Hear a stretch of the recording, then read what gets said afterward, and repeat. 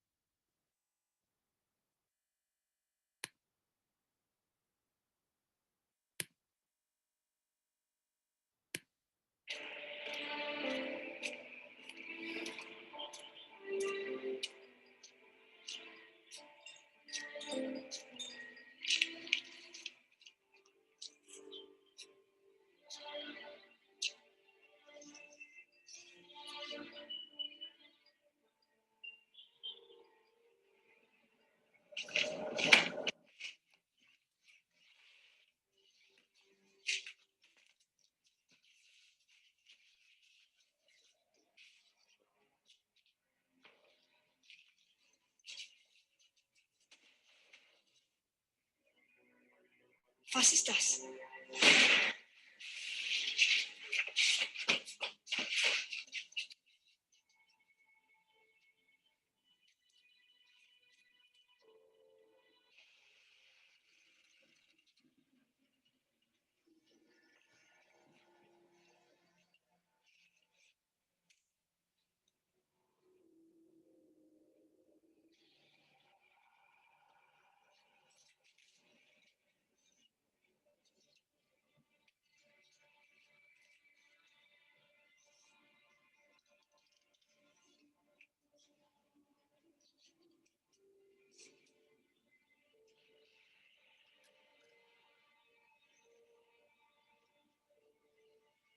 Ein Einhorn.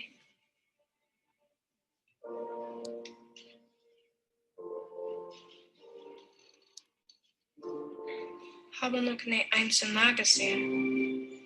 Und ein schön.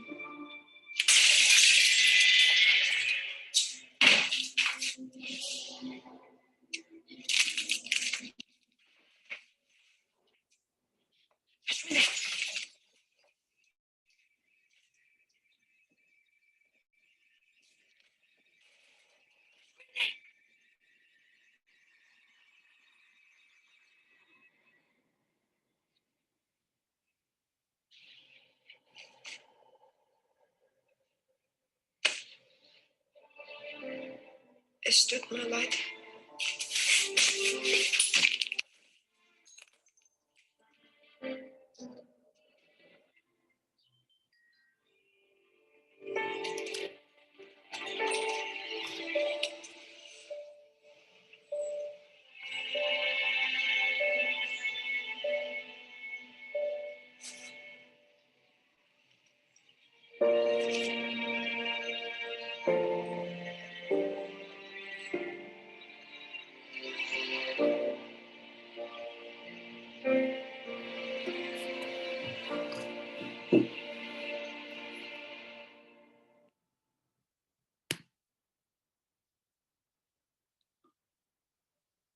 Bueno, creo que las imágenes lo dicen todo y no hace falta explicar nada. Ingresemos ahora a, digamos, la parte central de nuestra actividad.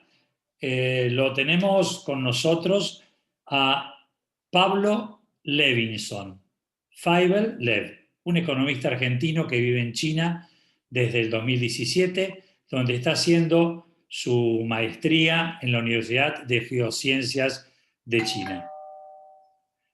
Feivel, vamos a hacer una entrevista y vamos a charlar amigablemente y distendidamente acerca de lo que nos convoca en el día de hoy. Vamos a dividir nuestro encuentro en dos partes. La primera vamos a hablar del primer Estado judío del mundo del siglo XX, que no es el Estado de Israel.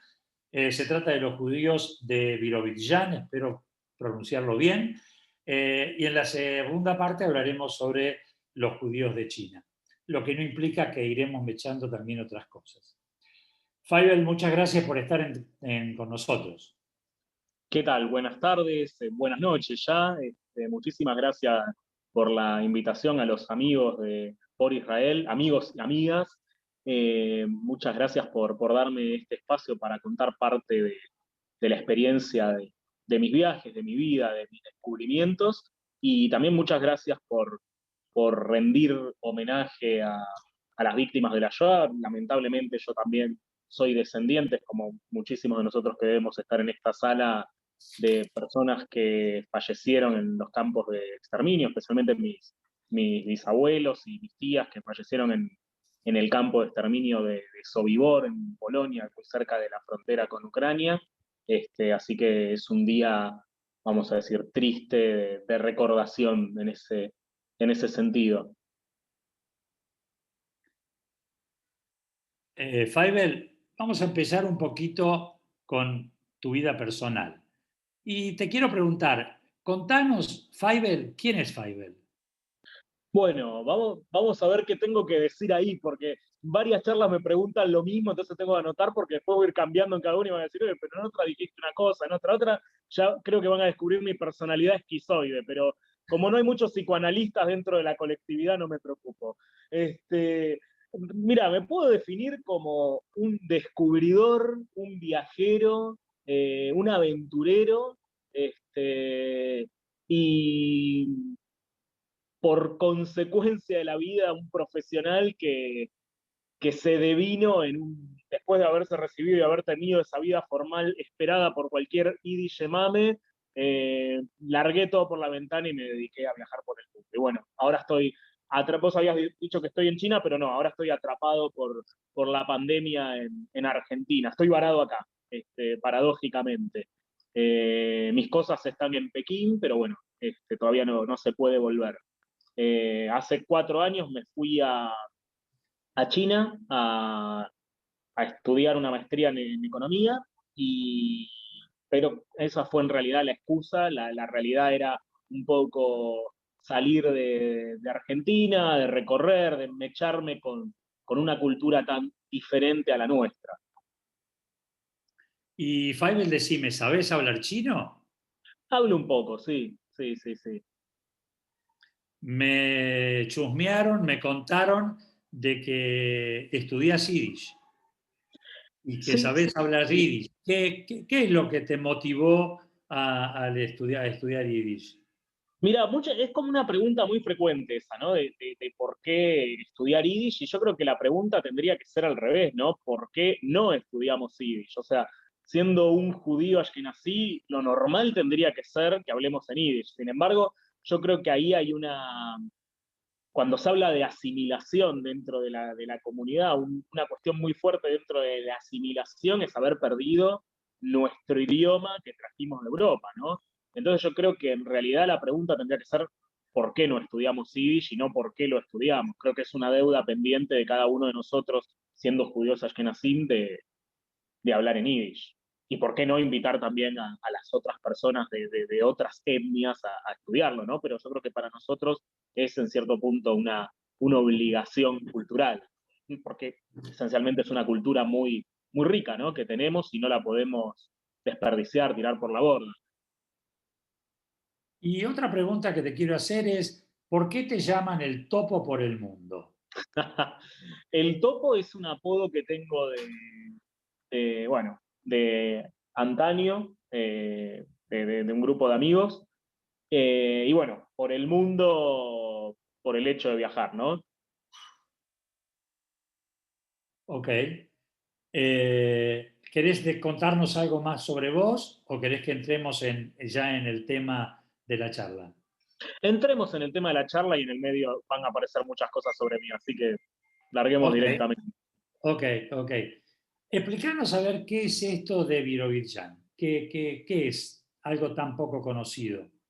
Bueno, Birobidzhan, justamente como vos dijiste, el primer estado, yo puse cuando dice que a Birobidzhan, para los que no lo saben, tengo un canal de YouTube donde subo el contenido de los viajes que hago y otras cosas más. Y decidí ir a Birobidzhan, que es llamado el primer estado judío antes de Israel. Justamente estoy diciendo esto en el espacio Amigos por Israel, pero a comienzos del siglo XX, después de la revolución de octubre del 17 en la creada Unión Soviética, una de las propuestas que tiene Lenin es la de establecer naciones para cada una de las minorías existentes en esa nueva conformación de Unión de Repúblicas. Una de las minorías con más fuerza dentro de la revolución, recordemos que estaba, por ejemplo, un exponente muy clave de la revolución que fue Trotsky, era la comunidad judía, ¿no? Entonces se decidió establecer un territorio para la comunidad judía, un territorio con formato de oblast. El oblast es una figura entre medio entre una república y un estado, una provincia, es como un poquito más que una provincia, que un estado, pero menos que una república. La idea central de Lenin era establecerlo en Crimea, la zona de Crimea que hace poquitos años estaba bastante en disputa entre la actual Rusia y la actual Ucrania, que en esa época pertenecía todo al conjunto de la Unión Soviética, y la razón de establecerlo ahí era por el hecho de que estaba en un punto neurálgico donde había muchísimas comunidades judías, ¿no? Bueno, años más tarde, Lenin muere en 1924 y en 1928 el propio Stalin establece crear este estado, el Oblast Autónomo Hebreo, cuya capital iba a ser una ciudad ya existente que era Birobidzhan. Birobidzhan queda, este Oblast que se crea, queda en lo que es llamado el lejano oriente ruso. Es decir, muchos dicen está en Siberia, muchas personas que saben de esto, bueno, está muy cerquita de Siberia, pero técnicamente el área geográfica llamado el lejano oriente ruso. Es decir, si Siberia está lejos de Moscú, esto está todavía un poquito más lejos. Exactamente está al norte de China. Yo viviendo en China, por eso es que pude ir, porque me quedaba, vamos a decir, de toque, de paso, muy cerquita de la zona de Vladivostok, que es donde termina el famoso tren transiberiano que une todo Rusia, y también bastante cerca de Japón. Y en ese lugar tan lejano, prácticamente despoblado, en puja de esos territorios con China, es donde se crea este Estado judío en 1928, y la capital se establece como Birobidzhan. En los años 30, muchísimos judíos de toda la Unión Soviética y de afuera de la Unión Soviética, con ideales ligados al socialismo, al comunismo, a la revolución, y también con el ideal propio de tener un Estado propio. Recordemos que estaban muy en boga en la Europa oriental las ideas de Herzl de plantear un Estado judío, la idea sionista, y muchísimas personas querían tener el propio territorio judío, y se había creado este Birobidzhan donde iba a ser este nuevo territorio judío inexistente a nivel mundial. Muchísimas personas viajaron a instalarse allá. Se creen que alrededor de entre 20.000 y 30.000 judíos viajaron a instalarse a Birobidzhan y construir este Estado judío en la Unión Soviética. Feivel, ¿y de qué países iban? La mayoría eran de los países miembros de la Unión Soviética, la mayoría de ellos. Pero hubo casos de personas de Argentina, incluso después de haber hecho el video, varias personas me contactaron diciendo, conozco una persona que viajó a Birobidzhan a instalarse y nosotros la despedimos, o mi madre recuerda haber despedido una persona que se fue a vivir a Birobidzhan con el ideal socialista del Estado judío en la Unión Soviética. Y Argentina sí tuvo una fuerte colaboración de parte de los grupos comunitarios pertenecientes a los sectores, vamos a llamar, de izquierda de la Argentina, en colaborar económicamente con Birobidzhan. Y decime, ¿cuándo fue el máximo apogeo de Birobidzhan? El máximo apogeo fue en los años 30 y luego, post-Shoah, después de la guerra, muchísimos judíos que quedaron sin sus casas, que tuvieron que escapar, migraron hacia Birobidzhan. No durante la guerra, porque durante la guerra los judíos que iban escapando, cuando se topaban con el Ejército Rojo, los alistaban a las fuerzas del Ejército Rojo para combatir contra los nazis, ¿no? No les daban la posibilidad de ir hasta Birobidzhan, sino que los ponían a combatir. Decime, Feivel, ¿qué pasó con el tema antisemitismo o persecución en Birobidzhan? ¿Hubo? Exactamente no. Sí, al menos bueno, yo hice mi viaje y tuve conversaciones con personas de la comunidad de allá, y si bien en Rusia, dentro de la población rusa, por ahí puede haber ciertas cuestiones antisemitas que vienen de antaño, ¿no? Desde la época de los zares, podríamos decir, o mucho antes. En Birobidzhan se da un caso muy paradójico, y es que los Birobidzhaner, como se llamarían el gentilicio de las personas de Birobidzhan, ellos, por más de no ser judíos, que en realidad la mayoría poblacional de Birobidzhan hoy en día no es judía, se estima que hay entre 2.000 y 4.000 judíos en una población de unas 30.000 personas. Esas personas que no son judías se sienten judías, se sienten culturalmente judías por haber nacido en el Oblast Autónomo Hebreo, incluso hoy, 30 años después de haber caído la Unión Soviética. O sea, ese lugar se sigue llamando el Oblast Autónomo Hebreo, su emblema tiene una minorá en su bandera como representación judía, y el yiddish sigue siendo el idioma oficial de ese lugar. Y decime, ¿cómo era la vida judía en ese lugar? ¿Era más cultural que religiosa, más religiosa que cultural? No, era una vida 100% cultural judía y 0% religiosa. Muchas personas que querían profesar la parte religiosa del judaísmo tenían ciertos problemas de persecuciones. O sea, de hecho, el comunismo no comulgaba demasiado con la religión. Entonces, había para comer kasher, había sinagogas, mikvaot, había rabinos. No. Era todo 100% cultural porque dentro de las líneas de la Unión Soviética se entendía el judaísmo como un pueblo y a la religión como un opio, en ese concepto, ¿no? Entonces no había ningún elemento de la parte religiosa del judaísmo, sino todo cultural. Nosotros sabemos que hay muchas personas que niegan la posibilidad de que existan judíos que no sean religiosos. Sin embargo, hay una gran cantidad de ellos, de población judía, que los une las costumbres, las tradiciones, y no está relacionado precisamente con lo divino. Creo que de alguna manera esto es lo que vos expresás de lo que era Birobidzhan. Sí. Yo creo que, a ver, me voy a meter por ahí en un tema más álgido, pero bueno, me gusta eso. Y si hoy en día viajamos a Israel como Estado judío, la mayoría poblacional en su práctica cotidiana es laica, es un Estado en ciertos aspectos religiosos, pero no podría decir un porcentaje exacto porque no he visto los censos, no sé si hay un censo al respecto o una encuesta al respecto, pero podríamos decir que un 80% de los israelíes son laicos. No solo que creo que son laicos, sino que son antirreligiosos per se. Una apreciación personal de haber ido a Israel, ¿no? Creo que no estoy dando una apreciación muy distinta a la realidad, me parece. Feivel, y políticamente, ¿cómo era la relación entre Birobidzhan y el Estado Central Soviético? ¿Cómo, por ejemplo, se hacían las elecciones de autoridades locales?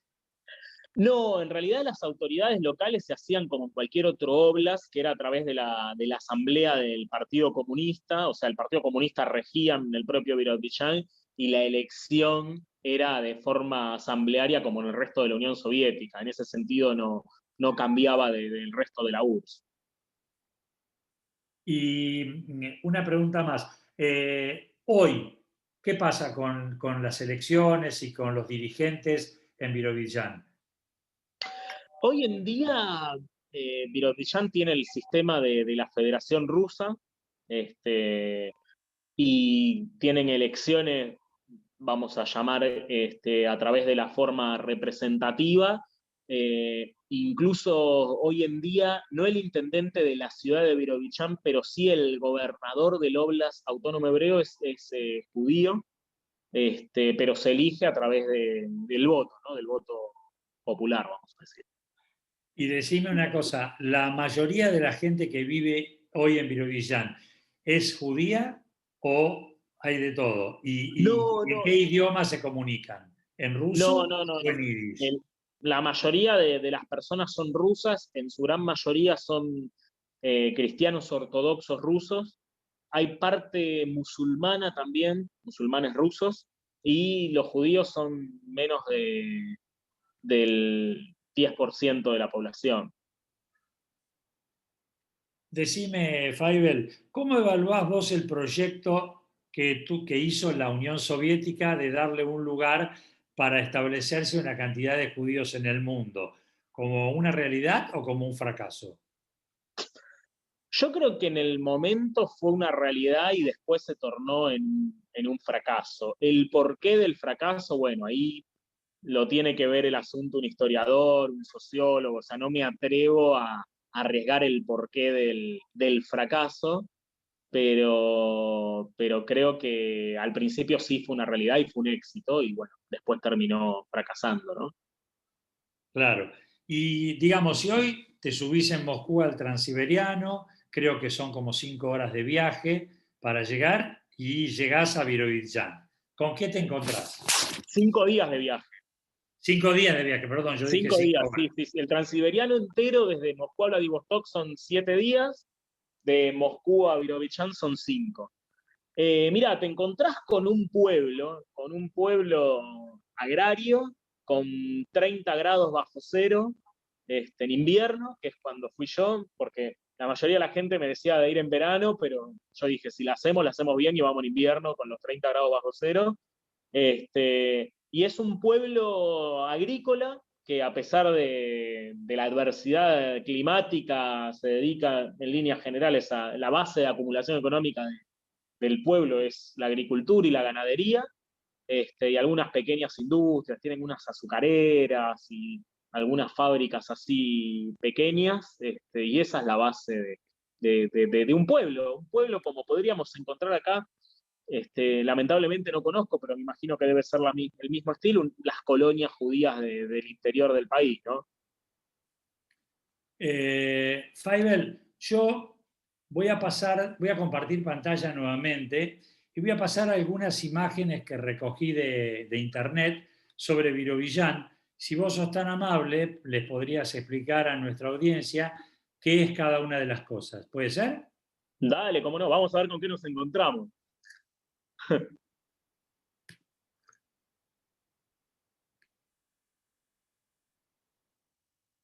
Ah, bueno, ese soy yo. Esa es la tapa de mi video en Birobidzhan, del primer video que hice, este, que ahí es la estación de trenes. Apenas llegué a Birobidzhan fue mi primer foto. Lástima que ahí se ve la hora, porque si no, si cambiaba la pantallita se veía la temperatura, que estaba haciendo creo que 20 grados bajo cero ese día. Y si ven, ahí está escrito arriba en ruso, Birobidzhan, y abajo está escrito en yiddish, Birobidzhan, porque como es el idioma oficial, hay muchísima cartelería de la ciudad escrita en yiddish. Ahora, prácticamente nadie, habla en yiddish. La única persona que encontré es la directora del periódico en yiddish, que se publica o sea, se publica en ruso todos los días y en yiddish una vez por semana, y esa chica estudió yiddish, habla perfecto, pero no es judía. Pero ella se siente judía por ser de Birobidzhan y hablar en yiddish. Vamos a mostrarle a la gente el mapa de donde se encuentra la Oblast Autónoma Judía. Claro, ahí está todo lo que es ese oblast, ese estado. A la derecha tenemos el estado de Jabaros, que es el estado más extremo del este de Rusia. A la izquierda el estado de Amur, que limita con Siberia, y abajo en verde está precisamente China, que es de donde fui yo, la parte de Manchuria de China, la parte del noreste. Bueno, esta es la entrada al pueblo, también está escrito en ruso y en yiddish. Es la entrada al pueblo por la ruta, o sea, no sería la entrada en el tren, sino la entrada que vos llegás cuando venís en auto. Y bueno, esa persona no es de ahí, es un visitante, no es un local de Birobidzhan. Ahí tenemos también, esto es la estación de trenes, pero con un letrero distinto al que me encontré cuando llegué yo. No sé si lo habrán cambiado, qué pasó, pero no es el mismo letrero. Y esta es la estación, pero vista desde la ciudad. Ahí arriba en ruso dice Voxal, que quiere decir estación de tren, y el icono central que vemos ahí es una menorá, como representación de una ciudad judía, ¿no? Es como el icono representativo de la ciudad. Esto de ahí es el centro judío, sería como la Keilah de Birobidzhan, la AMIA de Birobidzhan, por así decirlo, que está justo pegada a la nueva sinagoga que instalaron hace unos 15 años, la sinagoga de Chabad Lubavitch, que está a la izquierda de ese edificio, justamente. Y bueno, esto también es otra vista de lo que es la estación de trenes, vista desde afuera. Este monumento está enfrente al Teatro Sholem Aleichem. El teatro principal de la ciudad se llama Sholem Aleichem, el gran escritor en Yiddish, y este de ahí es un monumento al violinista en el tejado, que está justo enfrente al teatro, el violinista del tejado como la principal obra, en realidad parte de Tevi der Milchiker, de Tevi el Lechero, y si ven el violín se robaron el palito para tocar el violín. Nadie sabe qué pasó, es un misterio de la ciudad. Ni que fuera Argentina. Ni que fuera Argentina, allá también pasa. Esto está justo cuando apenas llegas, es lo primero que ves. Después de ver la menorá, es lo primero que ves y representa el origen agrícola del pueblo. El carro a caballo y todo el trabajo agrícola de cuando se fundó. Y bueno, acá es otro video que hice, el segundo, cuando me encontré con la comunidad de allá. Ellas son dos personas de la comunidad que son como de la comunidad no Chabad, digamos, de la comunidad más tradicionalista, que me dieron la bienvenida, me recibieron, me llevaron a recorrer lugares de la ciudad, me invitaron a comer a la sinagoga, una gente muy, muy amena. Bueno, ¿qué te parece si empezamos a charlar sobre la segunda parte del encuentro? Nosotros cuando pensamos en el mundo judío, siempre pensamos en Israel, en Estados Unidos, en Europa, en Sudáfrica, Latinoamérica, pero no imaginamos nunca judíos en China. Decime, ¿hubo judíos en China? ¿Los hay hoy? Es difícil pensar la vida judía fuera del 11, pero hay. Hubo judíos en China, los hay, y creo yo que los seguirá habiendo por los años de los años. La historia del judaísmo en China es muy interesante y tiene muchísima más historia que lo que uno puede llegar a imaginarse. Los primeros judíos que llegaron a China lo hicieron hace unos 1000 años con los que se llamaban los judíos radanitas, los judíos mercaderes que comerciaban en toda la infraestructura de lo que era la ruta de la seda, la conexión comercial que existía entre la antigua China y el Imperio Romano. Estamos hablando hace unos 1200, 1500 años atrás. Años más tarde, estos judíos radanitas, dada la buena condición económica que tenía China en ese momento, estamos hablando hace 1000 años atrás en la historia, cuando gobernaba lo que era la dinastía Tang.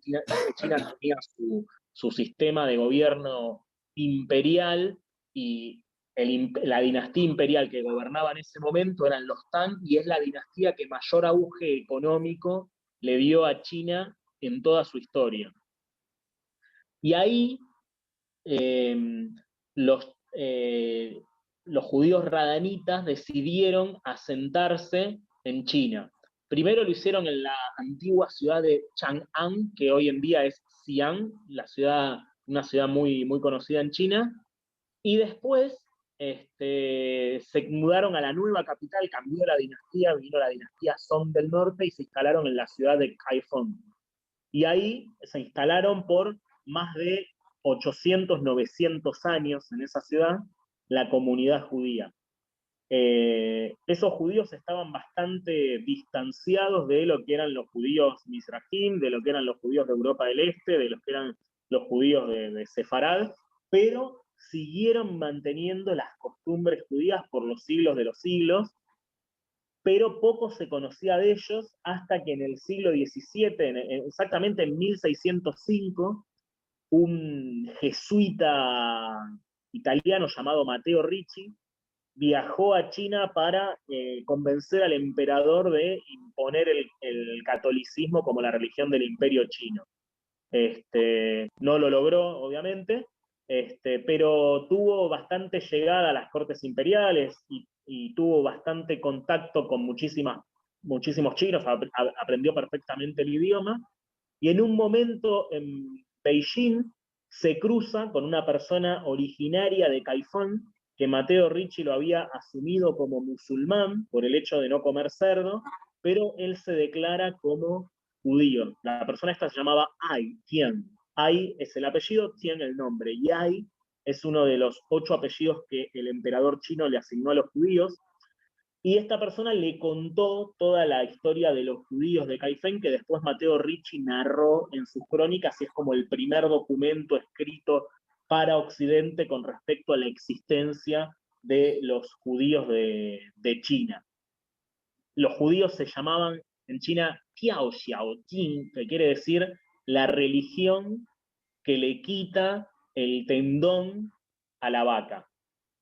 Por el tema del kashrut, del kasher, no se come el tendón de la vaca, y así se los distinguía a los judíos de los musulmanes, porque si bien ambos se los podría llamar como los que no comen cerdo, al judío se le aplicaba ese diferencial del tendón de la vaca. Años más tarde, esta comunidad, la ciudad de Caifén se inunda, se pierde toda la ciudad, se destruyen todas las construcciones por la inundación, y la comunidad judía se empezó a expandir por otras partes, empieza a desaparecer, y esos judíos se terminan asimilando, pero, sin embargo, al día de hoy todavía hay en Caifén grupos de personas que se autodefinen como judías porque el abuelo les dijo que ellos eran judíos, porque el abuelo de ellos les dijo que venían de esos judíos que antiguamente estaban en Caifén. Y estas personas no mantienen tradiciones propias de los judíos de China, pero están cada vez más interiorizados en lo que tiene que ver con el judaísmo, pero no se mantiene nada original de aquel entonces. Después sí. Te quería preguntar, ¿en qué fecha llegaron los judíos a China? Exactamente se cree que llegaron entre el año 1000 y el año 1200. Hubo una sola inmigración. Fue paulatina, o sea, esos migrantes se empezaron a instalar primero en la capital del imperio Tang, y cuando cae el imperio Tang se empiezan a mudar a la nueva capital, que es Caifán. ¿Y tenemos alguna idea de número de qué cantidad de judíos había o no? No, eso es poco estimado, eso es poco, no se sabe. Lo que sí hay un pequeño museíto, yo lo muestro en los videos míos, hay un pequeño museíto que armó una señora que se hace llamar Esther, una señora china. Y hay algunos dibujos que quedaron tipo boceto de lo que fue la sinagoga de Caifén. La sinagoga de Caifén se destruyó en el 1800. Sí, en 1840 más o menos. Y de todas esas personas que inmigraron a esa zona, ¿hay algún judío que sobresalió por algo? ¿Alguien que se destacara? ¿Alguien que se hiciera famoso por algo? En ese entonces se desconoce. No, o sea, eran la mayoría comerciantes, pero no se tiene, no se tiene registro de si alguno se habrá destacado. Lo que sí se sabe es que tenía muy buena relación con el emperador chino, o sea, con la corte imperial. Pero no se sabe, eso porque son parte de los escritos imperiales, pero no se sabe exactamente si ha habido algunos que se hayan destacado. Lo que sí, sí. No, sí. No, bueno, continuando con la migración judía en China, años más tarde, en Shanghái, es una de las ciudades que más judíos recibió en China, porque tras la guerra del opio, China tiene la guerra del opio contra Inglaterra, pierde esa guerra, y en esa derrota se firma el Tratado de Nanjing, e Inglaterra pasa a ser parte de las ciudades más importantes de China en aquel entonces. Toma la concesión de 5 de las ciudades más importantes de China en aquel momento, que son las ciudades que tenían entrada a los ríos principales de China. Una de esas ciudades es la famosa Shanghái. Ahí se instala Inglaterra y instalan la concesión internacional con otros países como Francia, Alemania, Estados Unidos. Y a mitad del siglo XIX, 1845, 1846, se instala en Shanghái David Elías Sazón, que fue el primer migrante judío en Shanghái, un judío de origen iraquí que estaba ya previamente instalado en la India y se mudó a Shanghái con toda su familia para poder hacer guillet, para poder hacer negocios en esa ciudad, y empieza a traer muchísimos judíos iraquíes. Recordemos que Irak pertenecía al Imperio Británico, India pertenecía al Imperio Británico, y esa concesión en Shanghái también pertenecía al Imperio Británico, entonces tenían facilidad para poder migrar hacia esa zona. Y ahí se instalaron grupos de judíos de origen iraquí en Irak para hacer comercio. Crearon sinagogas increíbles, gigantes, que incluso después las terminaron tirando abajo para construir sinagogas todavía más grandes. Y a principio del siglo XX, muchísimos judíos perseguidos por los pogroms en Rusia se empiezan a mudar hacia Shanghái y se empiezan a mezclar con estos judíos sefaradíes. Crean una comunidad bastante grande que años más tarde, con la Segunda Guerra Mundial, un cónsul chino llamado Hoffenshang, que era el cónsul de China en Viena, ya una vez comenzado el nazismo, no así comenzada la guerra, empieza a darles visas a todos los judíos de Austria, judíos de Alemania o de donde se acercasen que tengan ese dato, para que se empiecen a mudar a Shanghái porque estaban siendo perseguidos en Europa. Entonces se crea una comunidad judía en Shanghái que fue gigante. Se estiman que hubo 40.000 judíos en Shanghái antes de la guerra. Después, sí. No. Te quería preguntar, los primeros que llegaron, ¿de qué países llegaron? ¿Los de Irak o llegaron de otro lado? No, los primeros fueron de Irak. Ok. Después vinieron de Rusia, y la tercera migración fue ya de Europa, Alemania, Austria, Polonia. Esos tres países esencialmente migraron hacia Shanghái. También había bastantes judíos de Francia y de Inglaterra por el tema de la concesión. Okay. Bueno, años más tarde, en 1932, en 1937, Japón invade Shanghái en la guerra chino-japonesa y invade la parte de Shanghái China, no la parte de la concesión. Pero después del año 41, cuando Japón hace la invasión a Pearl Harbor, también invade la concesión internacional. Y cuando en el 42 dictan la solución final, Japón acata la ley de solución final de Alemania y crean el gueto de Shanghái. O sea, Japón creó un gueto para poner a los judíos. Pero la orden la reciben un poco confusa, o ellos la interpretaron confusamente, o no se entiende bien qué pasó, porque metieron en el gueto a los judíos que pertenecían a los aliados, no a los judíos que pertenecían al eje. Es decir, los judíos alemanes, los judíos austríacos no iban al gueto, pero los judíos ingleses, por ejemplo, sí. ¿Con qué concepto decís gueto judío, el gueto de Shanghái? ¿Con las características que conocemos de lo que es un gueto? Con las características que conocemos que es un gueto. Cerrar un barrio, nadie puede salir sin orden de ellos, con las características de un gueto de Europa. Decime, Faivel, ¿y cómo se fue desarrollando la vida en Shanghái, la vida judía en Shanghái? Mira, había dos realidades.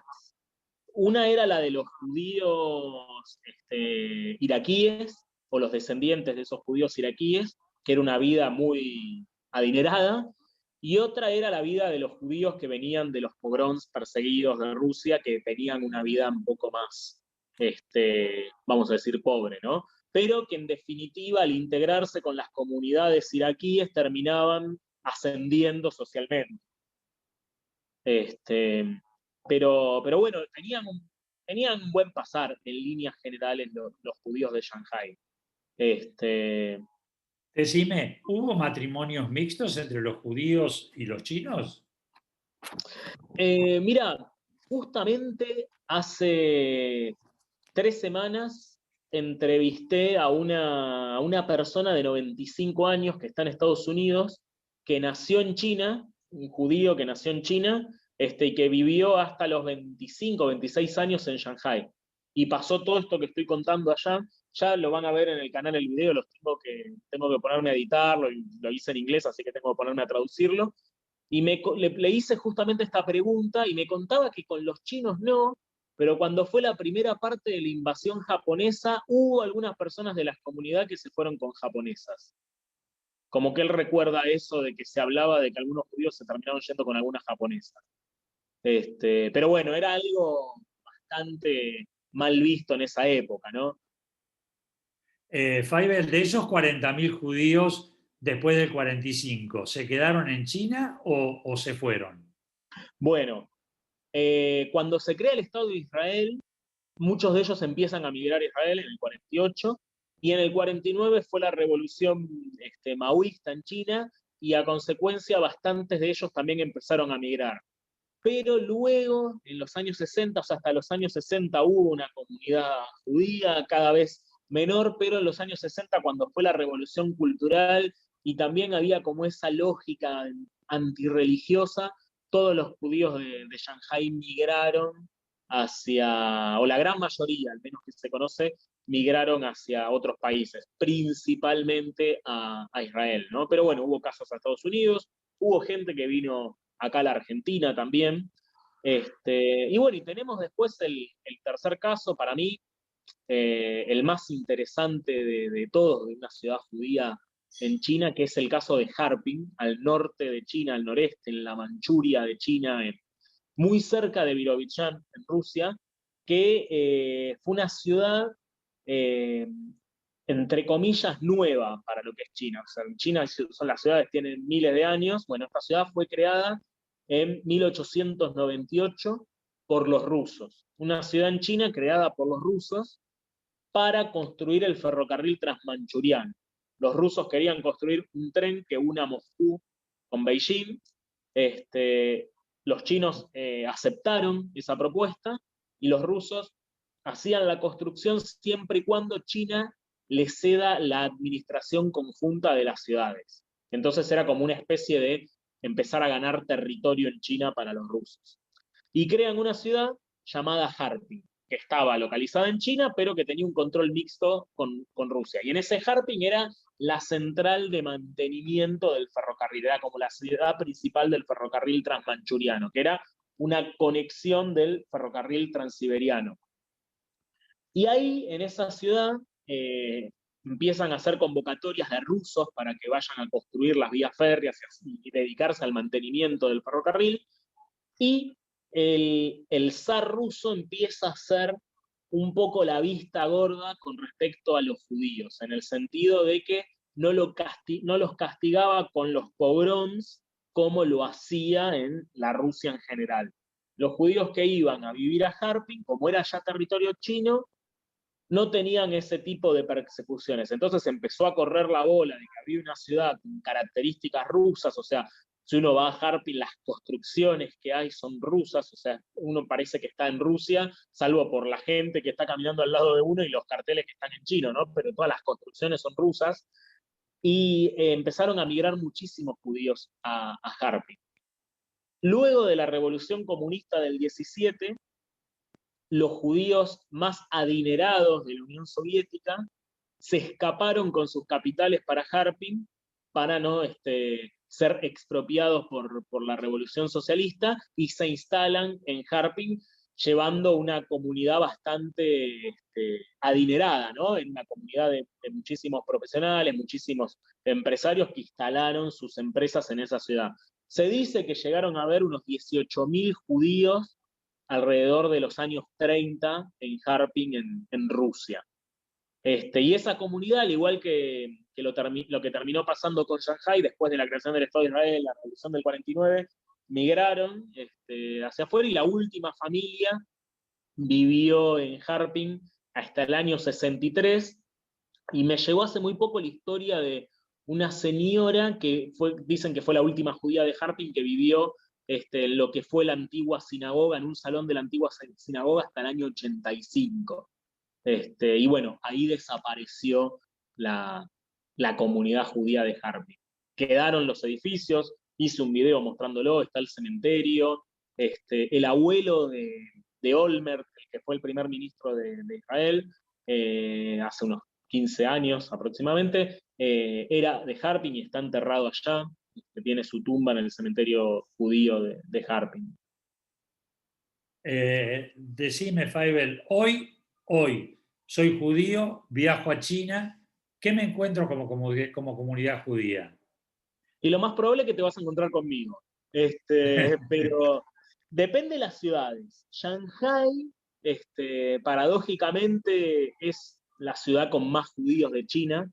Tienen 5 sinagogas, 3 Chabad, una sinagoga sefaradí, una sinagoga reformista, y creo que tienen alrededor de 4.000, 5.000 judíos en la propia Shanghai, ¿no? Y hay una vida judía comunitaria bastante interesante. En mi caso, viviendo en Beijing, en la capital china, la comunidad judía es más chica, pero sin embargo tenemos 3 comunidades, una de ellas también es Chabad, la otra es la comunidad reformista y la otra es la Moishe House, que es de donde soy parte de una agrupación de jóvenes judíos que funciona en Beijing y que bueno, tenemos una vida comunitaria a pleno. No hay ninguna festividad judía que pase por alto, nos juntamos entre Perdón, todos. fíjate Sí. en tu micrófono porque se está escuchando mal. Ahora Se escucha con mucho eco, pero bueno, seguí. bueno, hay una vida comunitaria judía, es más como una especie de state, podríamos decir, de pueblo. Nos conocemos todos, todos, la gran mayoría somos extranjeros, o sea, no nacimos en China, sino que venimos de distintos lados y estamos establecidos allá. Y bueno, ahí sí hay varios matrimonios mixtos, donde sus nenes van a la escuela judía de Beijing. Hay una escuela judía que administra Chabad, que debe tener alrededor de 100 niños yendo a esa escuela. Hay muchísimos israelíes por el tema diplomático, porque también hay mucha gente que trabaja en el ALF, muchos empresarios. Es una comunidad bastante fuerte. Faivel, ¿tenés alguna anécdota interesante para contarnos? Muchísimas, muchísimas. Mira, tuve tengo una anécdota bastante graciosa. Se escucha mal, estoy viendo ahí que dicen varios. No sé, ahora voy a apagar el micrófono y lo vuelvo a poner. ¿Ahora? No, se escucha igual. Se escucha con eco. No sé por qué será, pero se escucha mal. A ver si se para un poco el teléfono. Ahora se sigue escuchando igual, ¿no? Sí, igual. A ver, un segundo. Paro. ¿Sabes qué? Voy a parar un segundo y voy a cambiar de lugar a ver qué pasa. Ok.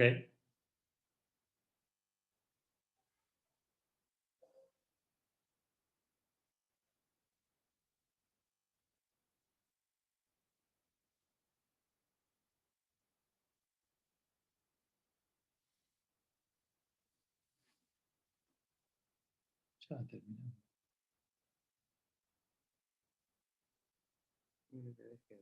¿Ahora cómo se escucha? Igual, Faivel, igual. No tenés imagen. Ahora sí. Ahora sí, pero no se escucha, ¿no? No, el sonido es igual. Pero se escucha, se entiende. Bueno, no, una anécdota muy graciosa, bizarra que tuve, fue haber celebrado Pesach en Beijing, y había personas que pertenecían a comunidades hasídicas ortodoxas que vinieron a celebrar Pesach a Beijing. Esos viajes que hacen los hasídicos para celebrar Pesach en un lugar distinto, no todo organizado con ellos, su propia supervisión kosher, que no confiaban en el rabino de Chabad, así que era todavía más ortodoxo que el rabino de Chabad, así. Y bueno, yo teniendo la suerte de hablar un poco de Yiddish, me puse a conversar con alguno de ellos, que su idioma principal es el Yiddish. Me hice bastante amigos, toda la semana de Pesach suelo ir al Jabat para comer allá, y bueno, ya compartiendo la semana establecimos cierta amistad. Y el último día de Pesach, cuando cerró, unas horas más tarde, se armó algo que se hace en las comunidades marroquíes, que se llama mimuna, y que se adoptó ahí de comer pizza, tomar cerveza, todo lo que no está permitido en Pesach, ¿no? Una vez cerrado, ¿no? La actividad justo cayó sábado por la noche, este, y un amigo mío, argentino, no judío, me manda un mensaje y me dice, che, ¿a dónde salimos hoy sábado de la noche por Beijing? Le digo, mira, yo ahora estoy en la sinagoga comiendo pizza, tomando cerveza, si querés venite, y después vemos para dónde vamos. Vino a la sinagoga, se le acerca una chica de 20 años de las comunidades hasídicas y le pregunta a él, che, vos no estuviste nunca acá, ¿qué estás haciendo ahora justo el último día? Y le digo, no, mira, él no es judío, vino nada más a comer y después nos vamos a algún boliche. ¿Vos querés venir? Le pregunté a la hasídica ortodoxa, esperando que la respuesta iba a ser no. Y me dijo, bueno, esperemos a que se vaya a dormir mi papá y me escapo y nos encontramos en la esquina. Y bueno, así fue. Se fue a dormir el padre, la esperamos, cayó en la esquina, no solo cayó esa, sino que cayó con otra ortodoxa más. Y terminamos yendo a un boliche de Pekín, a Salsa Caribe, que es el boliche latino de Pekín, con dos ultra ortodoxas, de poco ortodoxa, podríamos decir, de ese estilo jasídico. Bueno, Faivel, creo que llegamos al final de nuestra entrevista. Solo me queda agradecerte por tu gentileza y porque nos hayas ilustrado tanto sobre estas extrañas comunidades que uno nunca piensa. Y esperemos que en otra oportunidad volver a reunirnos y hablar sobre otros lugares que vos visitaste que sean muy, muy lindos. Si querés hacer una brevísima referencia, sabemos que visitaste los shtetl de Polonia, donde estaban tus abuelos. No hice video de eso, hice escrito, pero bueno, ya pronto por ahí haré un video, volviendo, recopilando las fotos y contando la historia que es muy interesante. Y mira, y me acabo de acordar otra anécdota que me pasó en China relacionada con la vida judía y con Argentina, que lo cuento en el video, pero hago referencia ahora también porque fue una experiencia hermosamente fuerte, que cuando fui a esta ciudad de Harbin, en el norte de China, quise ir a conocer la antigua sinagoga, que hoy funciona como un auditorio de música.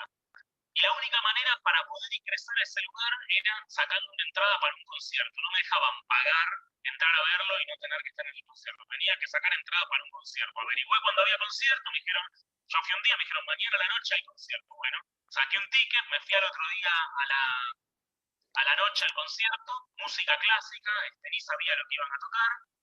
Empezó el concierto, muy lindo, todas piezas musicales clásicas, y el último tema que tocaron de cierre fue Libertango de Astor Piazzolla. Y estaba en la antigua sinagoga de Harbin, siendo yo el único judío ahí, con 30 grados bajo cero afuera, 20.000 kilómetros de Argentina, y el último tema que tocaron, paradójicamente, fue Libertango de Piazzolla, reconectándome con la patria. Bueno, muchísimas gracias, Faivel, nuevamente. Gracias por tenerte entre nosotros. Muchas gracias a ustedes y bueno, buenas noches y nos veremos la próxima. Cómo no, con mucho gusto. A todos nuestros oyentes quiero invitarlos a nuestra próxima actividad el próximo lunes a las 19. La charla va a ser del origen de los apellidos judíos, Ashkenazim y Sefaradim, una mirada a tus raíces, dada por Alejandro Rubinstein, que es un integrante de la Asociación de Genealogía Judía de Israel, y con una charla muy especial. Ustedes pueden escribirnos a Amigos por Israel, tienen todos el mail, diciendo qué apellidos yo se los voy a hacer llegar a él, y él, después de hacer un estudio, les va a comentar cuál es realmente el origen de su apellido. Creo que es una oportunidad única de poder saber los orígenes y las raíces de tus abuelos. Así que tengan un buen fin de semana. Muchas gracias y nos volvemos a encontrar el próximo lunes. Espero su mail con las respuestas. Estén todos muy bien. Gracias y buenas noches. Hasta luego.